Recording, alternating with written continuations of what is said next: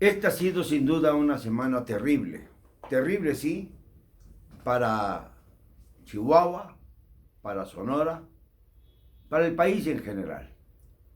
Pasamos del drama de Culiacán el 17 de octubre a los dramas de Chihuahua y de Sonora como consecuencia de una violencia desatada, como ya había pronosticado Ovidio Guzmán en su mensaje al presidente, que iba a hacer estallar varias plazas.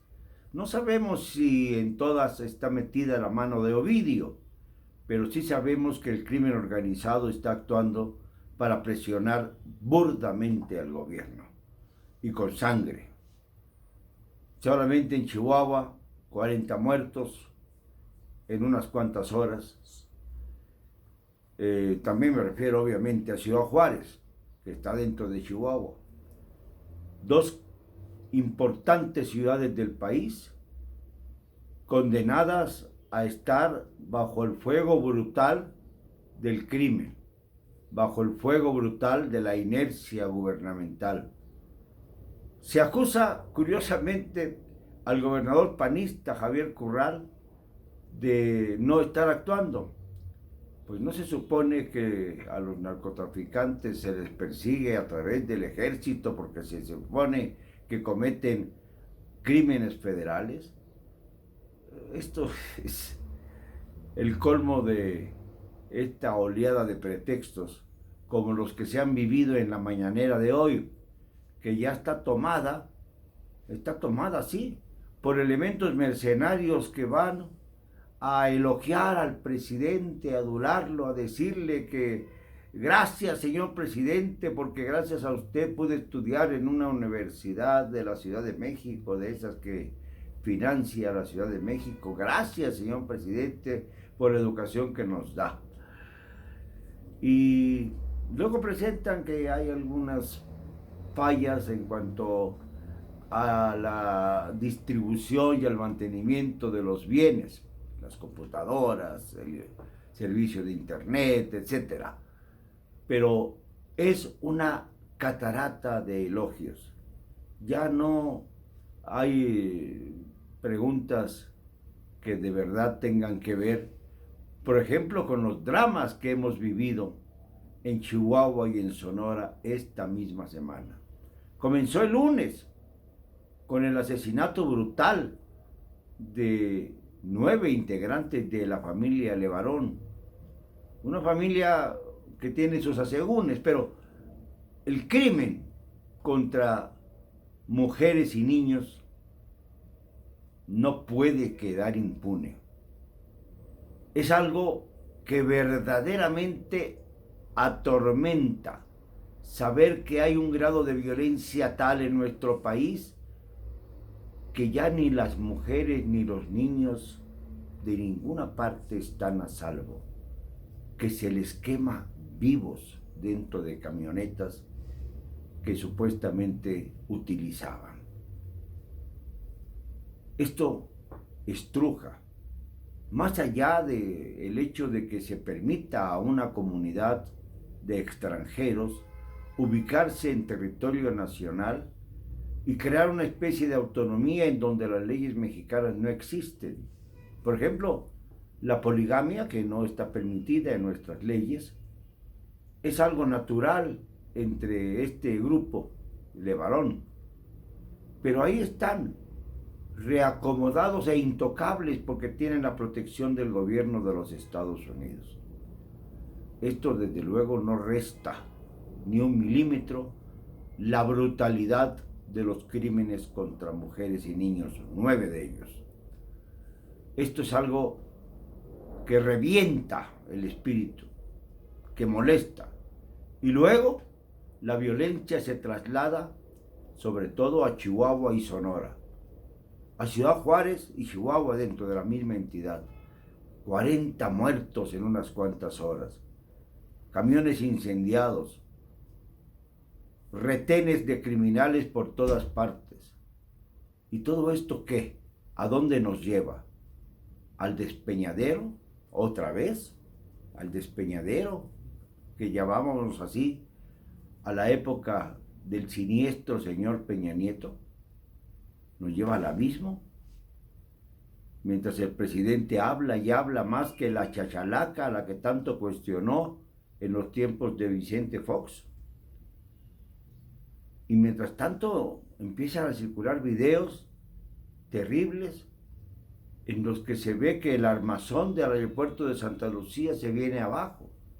Empiezan inmediatamente a haber contradicciones de que si es auténtica o no la filmación. Yo al principio creí que sí, luego dudé, luego averigüé que siempre sí. Y esto me tiene también desconcertado, porque es parte de un engaño colectivo que no podemos permitir.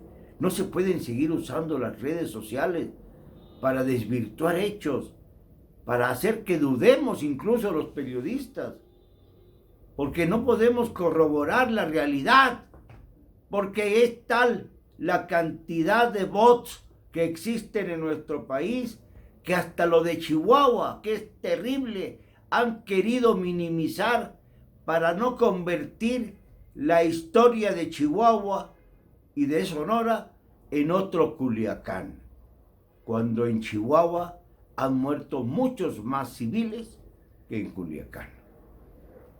Esto es revelación clara de la forma en que se está manejando la información desde el aparato gubernamental. Es una vergüenza. Y debo decir que me siento terriblemente atrapado en esta oleada de noticias que vulneran la seguridad de nuestro país. Ya llega un momento en que empezamos a asomarnos a ver en dónde más va a estallar la violencia. Y de repente encontramos noticias como la del gobernador de Veracruz, que no puede controlar su entidad y que tiene guaruras, porque así le llamábamos siempre, que le cuestan 30 millones de pesos al mes. El presidente dice que no paga por seguridad, lo cual además es falso, pero en los gobernadores de Morena sí que se protegen. En todo este entorno, la Comisión Nacional de Derechos Humanos quedó en manos, nada menos, que de Rosario Piedra Ibarra. Rosario Ibarra Piedra, perdón. Esta mujer, que es hija de Rosario Ibarra de Piedra, ya me confundí con los nombres, porque se enreda uno. Rosario es la nueva presidenta de la Comisión Nacional de Derechos Humanos. Y Rosario Piedra Ibarra es el nombre correcto. Y definitivamente no dice que va a renunciar a su militancia morenista, sino que además va a permanecer como morenista. Lo cual, aunque sea una mujer muy digna, muy respetable, hace de esta comisión una comisión parcial. Una comisión que evidentemente estará conectada con su admirado presidente López Obrador, del que es amigo profundo la madre de ella, doña Rosario Ibarra de Piedra. Esta sí, no se me olvide ni se me confunde el nombre, porque es ya una leyenda. Pero aún así, se cierra el círculo. Un círculo que aboga otra vez por la autocracia presidencial y no por la democracia. Un círculo en el que aumenta la violencia y la niega el gobierno. Se dicen, y hay datos duros, de que 2019 ya es el año más violento de nuestra historia reciente. Se dice, pero el gobierno no acepta estos datos, tiene otros, y asegura que la línea de flotación de la criminalidad ya se detuvo. Y se detuvo, pero resulta que 2019 es el año más violento de la historia. Vivimos en la zozobra, señor presidente. en la incertidumbre. Y usted dijo que iba a atacar esos males. Y sobre todo que iba a atacar la corrupción. ¿Dónde están las encuestas para saber si vamos a llevar a proceso o no a los expresidentes? Ya tiene el vínculo judicial, ya tiene la ley en la mano para poder proceder en consecuencia.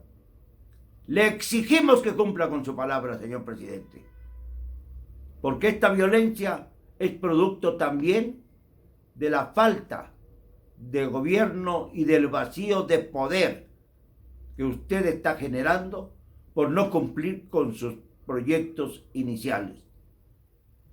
Ya es momento de hacer la consulta sobre los expresidentes. Ya no hay nada que lo detenga, salvo el miedo.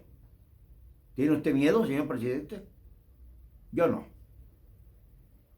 Y lo digo porque no me van a callar con cero cobardía.